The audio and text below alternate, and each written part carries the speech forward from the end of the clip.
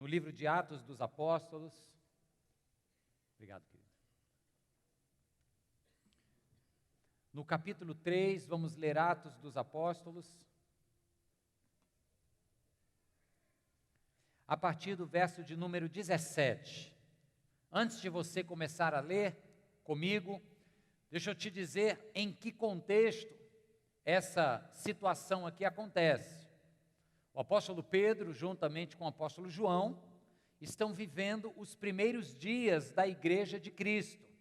Estão ainda em Jerusalém, recém-preenchidos pelo poder do Espírito Santo em suas vidas. Lembram-se da palavra de Jesus quando disse: permaneçam em Jerusalém, até que do alto sejam revestidos de poder, quando vier sobre vocês o Espírito? Pois bem, eles tinham acabado de experimentar esta situação de enchimento, de empoderamento por parte do Espírito Santo. Então eles vão entrar no templo, sim, no templo, porque o cristianismo nos seus primórdios não era uma religião completamente à parte do judaísmo. Era, na verdade, compreendido como uma derivação do judaísmo. Então, na cabeça daqueles que seguiam o Messias, Jesus Cristo, fazia parte da sua espiritualidade continuar indo ao templo, orar, dar esmolas, e é o que eles fazem, ou o que eles fazem mais, quando estão entrando no templo, eles fazem algo a mais do que dar esmola. Porque diz o capítulo 3, bem antes de onde nós vamos ler, que um mendigo que ficava à porta do templo, pedindo esmolas, pede a eles algo, e eles então dão aquela famosa resposta. O que eles dizem? Não tenho prata, nem ouro, mas o que eu tenho, eu lhes dou. E o que é que eles tinham? Eles falam lá: em nome de Jesus Cristo, levanta e anda. Então eles dão muito mais do que uma esmola, concorda? Depois que este sinal miraculoso acontece, Pedro e João são chamados diante dos líderes religiosos para darem explicação do que havia acontecido. E em nome de quem aquele que outrora mendigava como mendigo e aleijado, agora estava andando, pleno de suas faculdades motoras. Enquanto eles estão ali naquele interrogatório, por assim dizer, Pedro pega então a oportunidade e prega, e fala. E nós vamos ler agora, a partir do verso 17, já no andamento desta pregação de Pedro, diante dos líderes judaicos e de todos os judeus presentes no templo, nesta ocasião. Então acompanhem comigo a partir do verso 17, eu vou ler até o verso 26, diz assim: agora, irmãos, é Pedro quem está falando, eu sei que vocês agiram por ignorância, bem como os seus líderes, mas foi assim que Deus cumpriu o que tinha predito por todos os profetas, dizendo que o seu Cristo haveria de sofrer. Arrependam-se, pois, e voltem-se para Deus, para que os seus pecados sejam cancelados, para que venham tempos de descanso da parte do Senhor, e Ele mande o Cristo, o qual lhes foi designado, Jesus. É necessário que ele permaneça no céu, até que chegue o tempo em que Deus restaurará todas as coisas, como falou há muito tempo por meio de seus santos profetas. Pois disse Moisés: o Senhor Deus lhes levantará dentre os seus irmãos um profeta como eu. Ouçam-no em tudo o que ele lhes disser. Quem não ouvir este profeta será eliminado do meio do seu povo. De fato, todos os profetas, de Samuel em diante, um por um, falaram e predisseram esses dias. E vocês são herdeiros dos profetas e da aliança que Deus fez com os seus antepassados. Ele disse a Abraão: por meio de sua descendência, todos os povos da terra serão abençoados. Tendo Deus ressuscitado o seu servo, enviou-o primeiramente a vocês, judeus, para abençoá-los, convertendo cada um de vocês das suas maldades. Vamos orar mais uma vez? Senhor, nós continuamos sedentos pela Tua voz. Nosso coração arde de desejo em ouvir a Tua voz.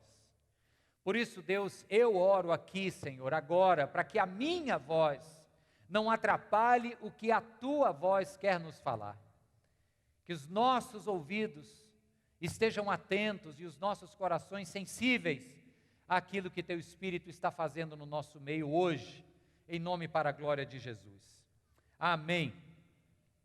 Irmãos, começamos há 2 domingos atrás a falar sobre os 3 ofícios de Cristo, 3 papéis que Cristo desempenha na sua vida e obra. Quem lembra? Os 2 primeiros. Jesus é rei. Depois Jesus é sacerdote. A irmã está atenta. O sacerdote é aquele que faz a intermediação entre o divino e o seu povo. Ele é rei, ele é sacerdote e ele é profeta. E é sobre isso que nós vamos falar hoje. Como Jesus é esse profeta? Por que nós precisamos desesperadamente de um profeta sobre nossas vidas? Ou do profeta, porque se eu colocar o artigo indefinido, um profeta, pode ser que você entenda que qualquer um serve, mas nós precisamos do profeta, Senhor Jesus.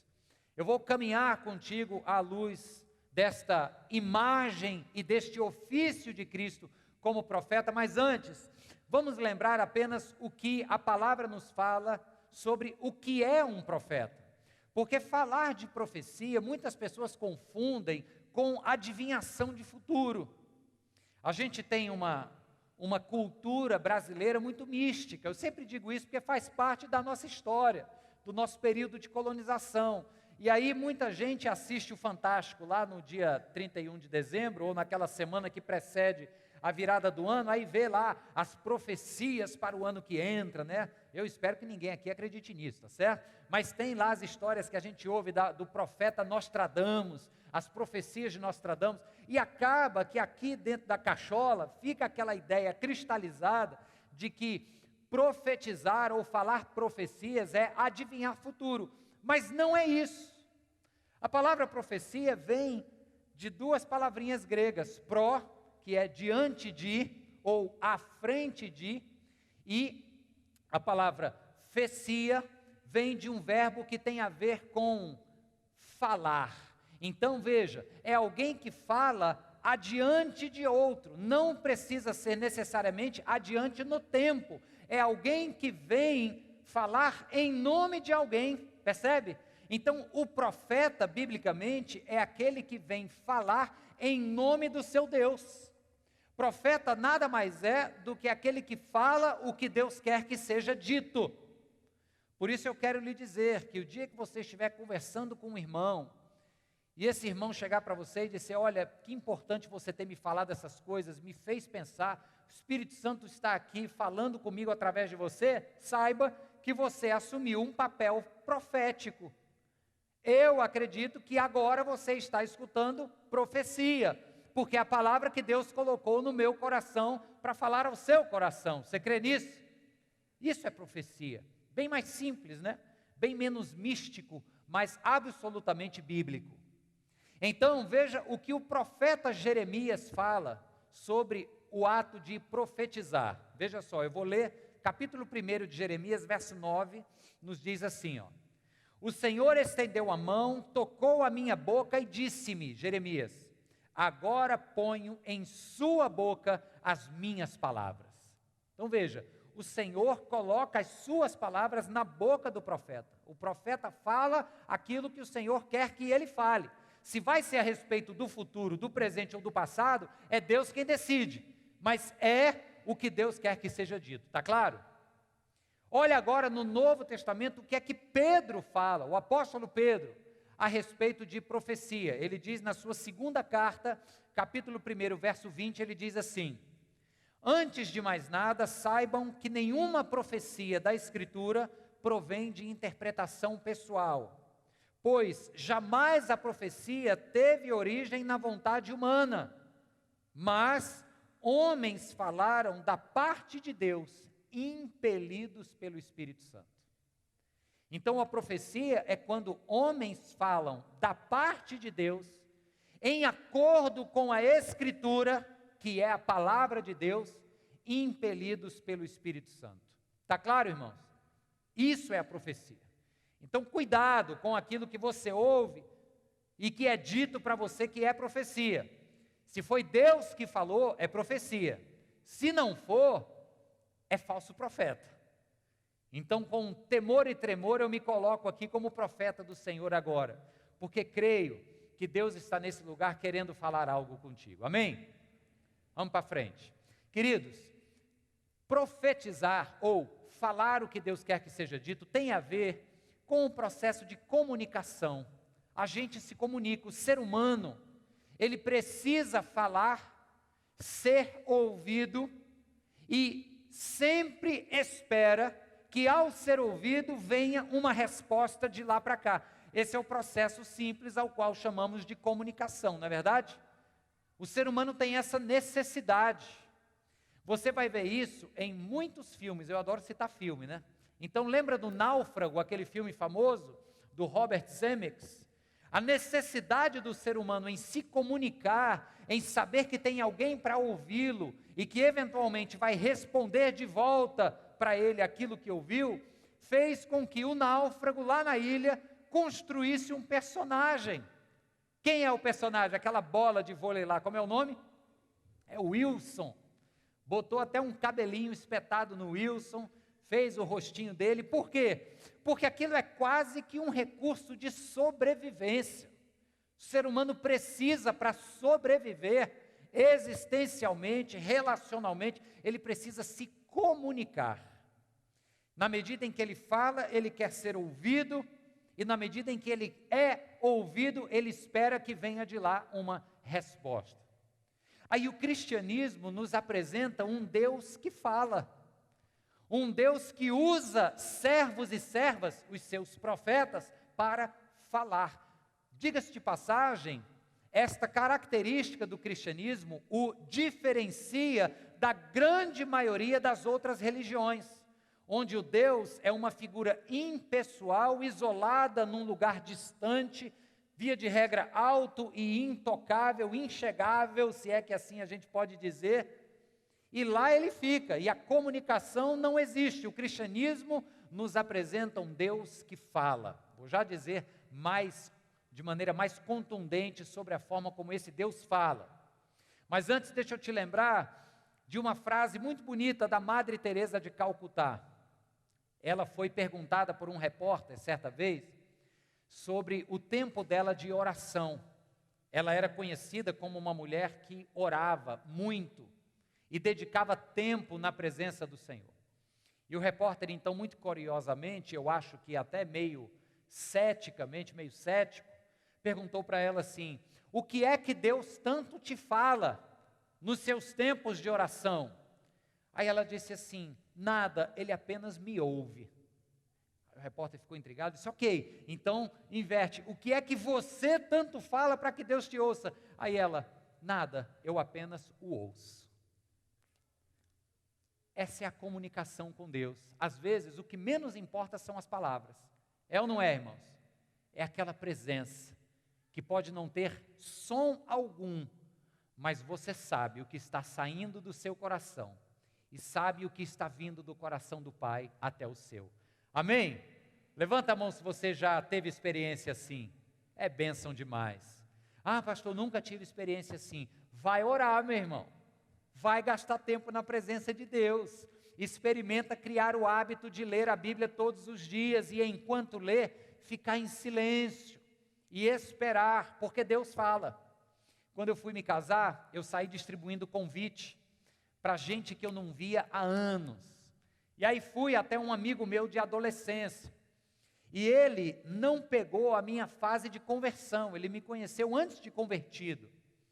E aí, desde que a gente se separou, quando terminou a escola, que eu me converti, fui estudar numa base missionária, tive um ano de experiências muito profundas nessa base missionária com Deus, aquela coisa da gente ouvir Deus, ler a palavra, o texto quase que flutuar, sabe aquelas experiências sobrenaturais? Então eu voltei desse ano especial com Deus e aí fechei com a Cíntia que nós íamos nos casar, saí distribuindo os convites. E aí eu sentei com ele e falei, rapaz, quanto tempo, e aquele abraço e tal. Pois é, cara, vou me casar e tal. Ele, macho, tu vai casar e eu sou mais velho que você, ainda não casei, aquela conversa mole. Aí lá para as tantas, sem querer, eu disse assim, porque a gente vinha orando um pelo outro, eu e minha mulher, e Deus falou ao nosso coração que era tempo da gente se casar. Aí ele, para. Como é? Deus falou ao seu coração? Como assim? E Deus fala? Não dá para entender, os ouvidos racionais humanos têm uma facilidade de acreditar nesse tipo de Deus que é impessoal, isolado, intocável lá em cima. Quando você diz que na verdade Ele é pessoal e é um Deus, como o cristianismo nos apresenta, um Deus que fala, isso dá um nó na cabeça do que a Bíblia chama de homem natural versus homem espiritual. Lembra quando Paulo fala sobre isso? Na carta aos Coríntios. Então, nós estamos diante de um Deus que fala, e fala através dos seus profetas, e fala através da sua palavra. Olha só como é que o nosso texto aqui que lemos, o discurso de Pedro começa. Eu comecei com vocês no verso 17. Se você atentar no verso 18, olha só o que é que Pedro vai dizer sobre esse Deus que fala. Ele diz assim, mas foi assim que Deus cumpriu o que tinha predito através de todos os profetas, dizendo que o seu Cristo haveria de sofrer. Através de todos os seus profetas, Deus falou. Quem diz isso de maneira mais emblemática é o autor da carta aos Hebreus. Eu vou ler para você o capítulo 1, é a abertura da carta aos Hebreus, preste atenção. Há muito tempo, Deus falou muitas vezes e de várias maneiras aos nossos antepassados por meio dos profetas. Mas nestes últimos dias, falou-nos por meio do Filho, a quem constituiu o herdeiro de todas as coisas e por meio de quem fez o universo. Deus falou com os antepassados por meio dos profetas, ou seja, esse Deus que fala, levantou homens, levantou mulheres para serem boca sua, para falar o que Ele queria que fosse dito. Esses homens falaram a respeito do hoje, dizendo para Israel, arrependam-se da sua rebeldia. Esses homens falaram a respeito do amanhã, também dizendo para Israel, olha, a Babilônia está vindo aí, acode, cuidado. Então foram homens que falaram de passado, presente e futuro, em nome de Deus. Só que ele diz assim, isso foi num tempo passado. Aí ele fala, nestes últimos dias, durante a carta dos Hebreus, ele se dirige aos cristãos vindos do judaísmo no século I. Então ele diz, nestes últimos dias, quais sejam? Os dias em que o Messias já veio, morreu e ressuscitou, Deus que falou através de profetas, agora fala com vocês através do Filho, por meio de quem fez todas as coisas. É o Filho quem nos fala. Esse próprio Filho, Jesus Cristo, quando está pregando o Sermão do Monte, Evangelho de Mateus, capítulo 6, ele diz sobre como esse Deus fala e como nós vamos ouvir. Ele nos ensina sobre oração. E ensinando sobre oração, ele diz assim, vai para o teu quarto, quer ouvir Deus? Vai lá para o teu quarto, fecha a tua porta, fala com o teu Deus. Lembrando aí a história lá da Madre Teresa, falar não significa sequer pôr palavras sobre a mesa, mas se precisar, as ponha. Fale com o seu Deus, é você e Ele ali, é na intimidade, é no secreto do quarto. E este Deus que ouve, haverá de responder e recompensar. É assim que o Filho fala conosco, é assim que Jesus Cristo está aqui agora. É quando a gente ora, é quando você senta, abre os seus ouvidos e o seu coração e diz, fala Deus, porque eu quero te ouvir. Amém, irmãos? É no secreto do teu quarto, é na tua intimidade, é nos momentos, talvez amanhã de manhã, antes do dia começar, seja lá que horas for isso para você dizer assim, olha, eu quero ter essa experiência, de fechar a minha porta e de ouvir a voz desse Deus que fala. Pedro, quando apresenta este Jesus aqui como o profeta, ele apresenta Jesus de uma forma gloriosa. Ao longo do texto que nós lemos, Pedro vai tocar em 3 correntes proféticas que Israel respeitava muitíssimo. Ele fala primeiro de Moisés, o grande libertador do povo, está aqui no verso 22. Depois Pedro vai falar de Samuel e dos demais profetas, que culmina no maior profeta de Israel, que foi Elias. Quando Pedro evoca a pessoa de Samuel, ele está lembrando que Samuel foi quem ungiu Davi, o grande rei de Israel, de quem veio o Jesus Cristo, Messias. Então ele fala de Moisés, ele fala de Davi, aí ele fecha geral quando ele fala de Abraão. Ele diz que para Abraão foi prometido uma descendência, que através dessa descendência todas as nações da terra seriam abençoadas. Então, o que Pedro está fazendo aqui, queridos, é mostrando para nós como Jesus é este profeta, a respeito de quem todos os demais profetas, de Abraão, passando por Moisés, Samuel, até Elias, todos eles falaram que vem aquele profeta para falar as verdades de Deus. É isso que Pedro está fazendo aqui. Agora, a gente se olha e começa a se perguntar o seguinte: ok, eu já sei que Jesus é não um grande profeta, mas ele é o profeta. Agora, por que isso é tão importante para nós hoje? E agora é onde chega a nossa questão problemática. Porque nós vivemos em um mundo, queridos, onde algumas visões, a gente chama de cosmovisão, visões de mundo estão sendo cada vez mais fortes. Algumas delas, deixa eu nomear algumas para vocês, para mostrar como nós precisamos desesperadamente de um profeta que nos fale a verdade. Primeiro, a visão de mundo materialista. Não estou falando de consumista.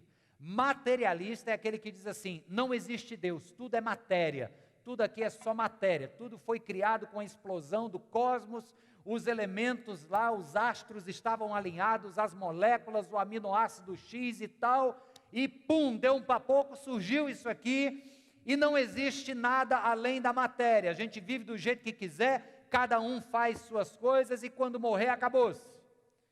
Isso é uma visão materialista. Esta visão você pode não acreditar, porque eu acredito que você esteja já num contexto cristão há muito tempo, mas esta visão está cada vez mais presente no nosso mundo. Pessoas que vivem como se Deus não existisse. E em Deus não existindo, essa pessoa vive do jeito que quer. Mas tem uma segunda visão também muito presente, que é a seguinte: existe um Deus, mas é Ele lá no céu e eu aqui na terra. Uma vez eu estava conversando com um senhor, muito amigo meu, e eu sabia que ele tinha uma visão de espiritualidade muito diferente do cristianismo. E eu tentando chegar devagarzinho nele, sabe como a gente chama, comendo pelas beiras? Tentando conversar, encontrando uma forma de abordá-lo. Aí lá para as tantas, quando eu falei qual era a visão dele, perguntei qual era a visão dele a respeito de Deus, ele disse algo que reflete muito bem essa segunda visão de mundo. Ele disse assim: Mário, a gente pensa igual. Eu também acredito em Deus, a diferença entre nós dois é que o seu Deus é o da Bíblia, e o meu Deus está aqui dentro, sou eu. Sabe, gente que entende que ela é o Deus de si mesma. O que é que isso significa? É que qualquer noção de certo e errado, de pode e não pode, é ela quem define. Ela não admite que venha qualquer tipo de moralidade externa a ela.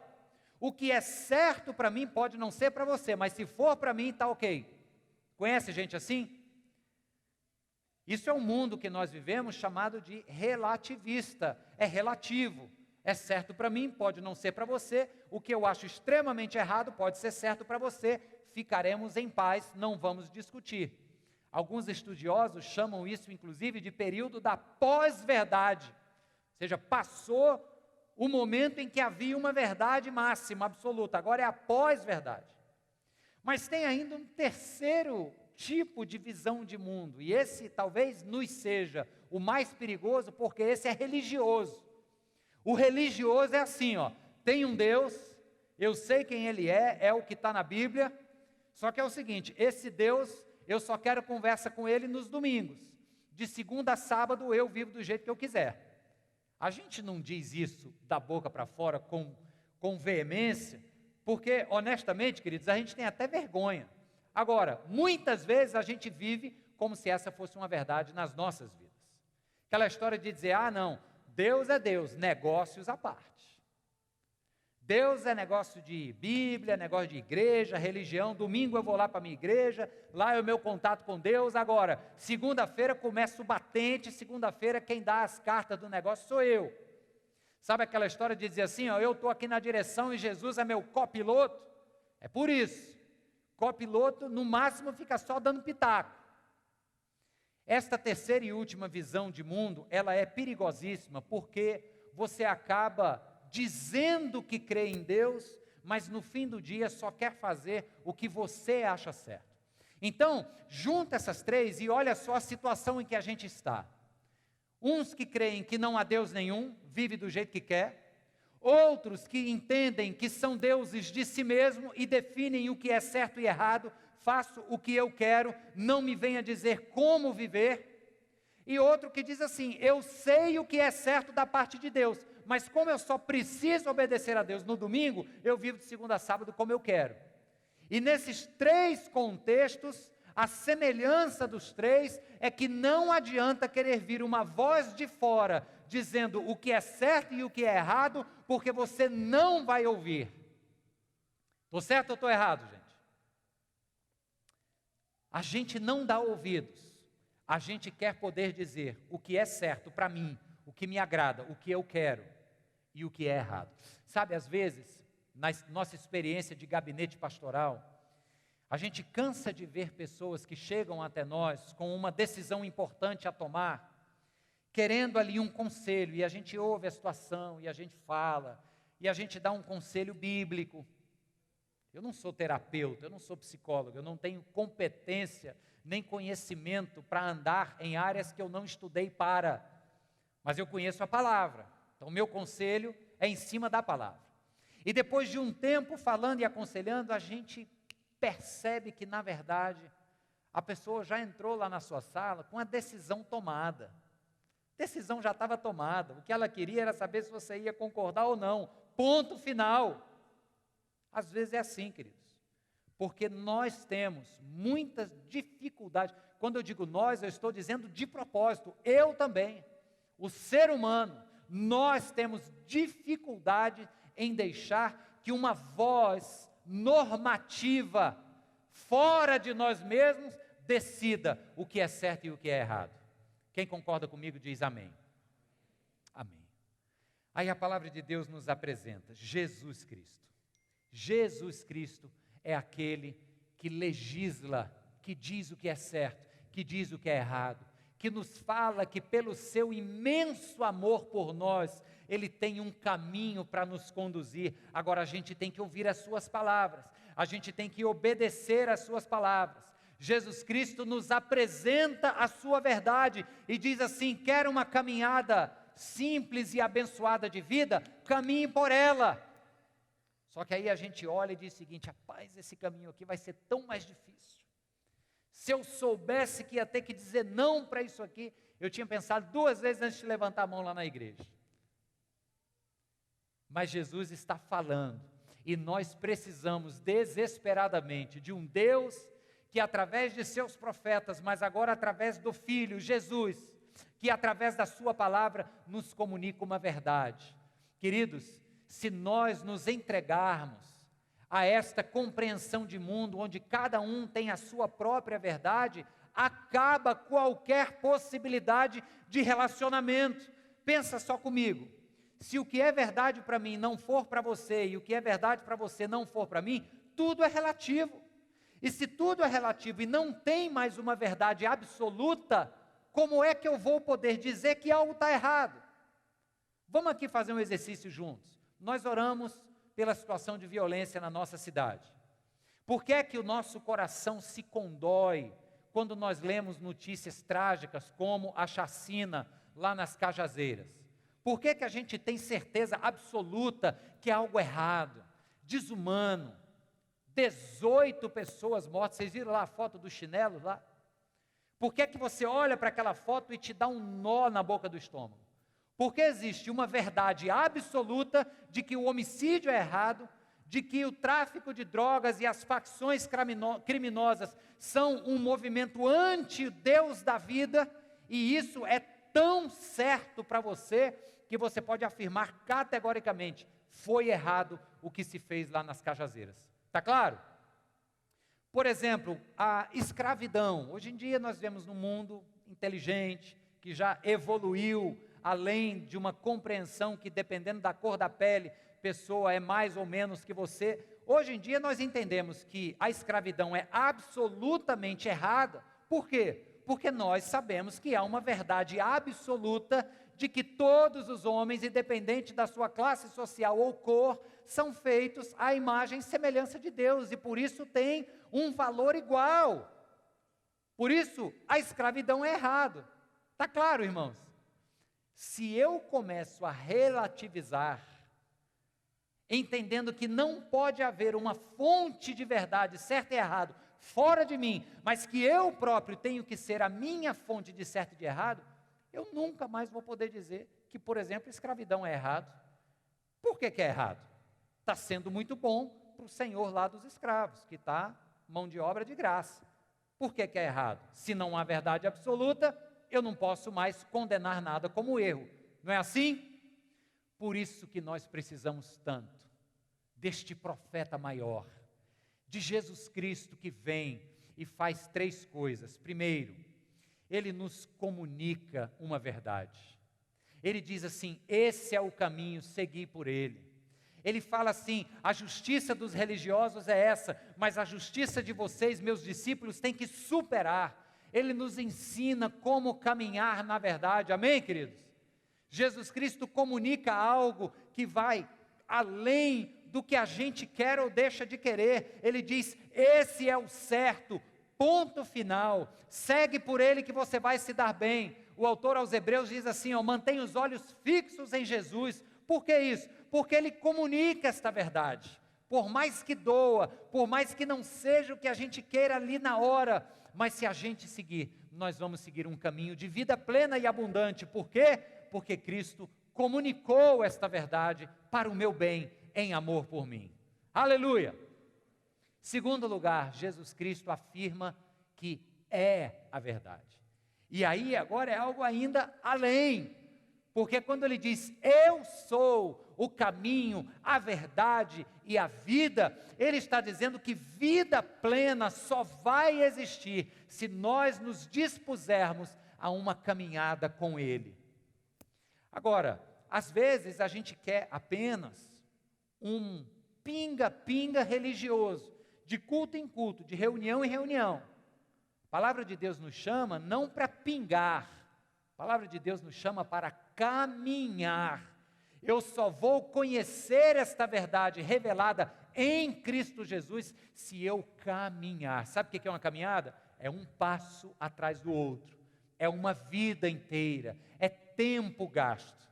Ele disse, eu sou a verdade. Ele diz isso lá no Evangelho de João, o mesmo João que falou assim, no princípio era o verbo. Jesus Cristo é o verbo de Deus. Essa é uma palavrinha grega chamada logos, que tem todo um conjunto simbólico ao redor dela, e em curtas palavras, porque eu não vou ter tempo de explicar aqui agora, mas o logos que os gregos buscavam, era uma espécie de sentido para a existência. Então, quando o apóstolo João diz que Jesus é o logos de Deus, ele está dizendo mais ou menos o seguinte, olha, este Jesus aqui que é a verdade de Deus encarnada, é o sentido para as suas vidas. Viver na verdade é viver caminhando com Cristo. Então ele comunica a verdade, ele se identifica como a própria verdade encarnada, e por último, queridos, Jesus nos cura com a sua verdade. O fato de Jesus comunicar para mim e para você a verdade de Deus e nos desafiar a caminharmos por ela e a caminharmos com ela, Ele nos traz cura. Cura de uma vida perdida. Por que vida perdida? Porque quem continua achando que o mundo é só matéria, que quando a gente morre está tudo acabado, eu costumo dizer o seguinte: se é o teu caso, é bom que você esteja certo, porque se não estiver certo, você vai estar diante do trono do justo juiz um dia, e diante deste trono, você não vai poder mais contradizer o advogado de defesa. Se você diz que não há Deus, se alguém que me assiste na internet hoje, ao vivo, ou quando assistir essa mensagem, ainda entende que tudo o que existe é apenas isso aqui, matéria, e que não há Deus, repito, é bom que você esteja certo, ainda que eu saiba que não está. Porque no último dia nós estaremos diante daquele que tudo vê, que tudo sabe, que tudo pode. Então a cura que a verdade de Jesus nos traz é a cura para uma vida perdida. Porque quem vive assim está perdendo de viver uma vida plena e abundante. Agora, tem outro tipo de cura que Jesus também nos oferece com a sua verdade. Se por um lado Ele nos cura da vida perdida, por outro Ele também nos cura da vida pequena. Sabe o que é uma vida pequena? Vou dizer para você em simples palavras. Uma vida pequena é aquela vivida a partir de um certo e errado que brotou de dentro do meu coração. É aquela que diz: Deus está lá e eu estou aqui. Ele fala aos domingos, mas de segunda a sábado sou eu que mando. Isso é uma vida pequena. Para não dizer a palavra medíocre, é uma vida medíocre. É uma vida centrada apenas em si mesmo. Uma vida centrada em interesses pessoais. Você até se satisfaz, você até encontra felicidade ou alegria em alguns episódios, mas é pequeno. Viver para si mesmo é perder a oportunidade de viver para um projeto muito maior do que você mesmo. Viver para si mesmo é vida pequena, e Jesus está dizendo: eu vim para que a vida de vocês seja uma vida imensa, na medida em que vocês aprenderem a seguirem a minha verdade, não a verdade que brota dos corações enganosos de vocês. A minha verdade vai requerer sacrifício, vai requerer muitas vezes um preço alto a pagar, vai exigir de você dizer sim quando o coração quer dizer não, e vai exigir de você dizer não quando o seu apetite mais voraz quer dizer sim, mas a minha verdade sempre será o melhor caminho para você. Essa é uma vida que se ganha, essa é uma vida que vale a pena ser vivida. Por isso nós precisamos do profeta, porque a verdade vem dele e não da gente. Que o Senhor nos fortaleça e nos ajude a viver a partir das palavras do profeta, do querer do profeta, da verdade que vem do profeta. Em nome de Jesus, amém. Que Deus te abençoe. Aleluia. Glória a Deus. Glória a Deus.